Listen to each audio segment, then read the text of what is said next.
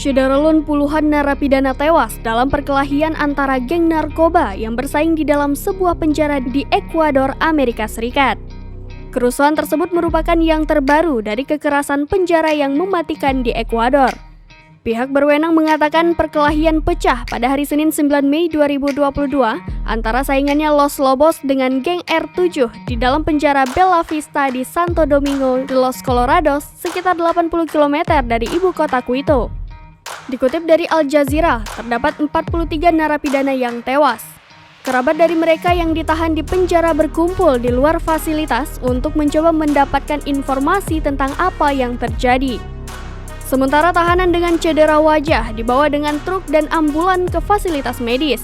Menteri Dalam Negeri Patricio Carrillo mengatakan perkelahian pecah pada Senin dini hari memicu petugas keamanan untuk mencoba menahan situasi. Setidaknya 112 tahanan yang mencoba melarikan diri selama kerusuhan ditangkap kembali oleh pasukan keamanan di dalam penjara. Sementara itu, 108 narapidana lainnya masih buron. Penjara negara itu menampung 35.000 orang dan penuh sesak sekitar 15% di luar kapasitas maksimum.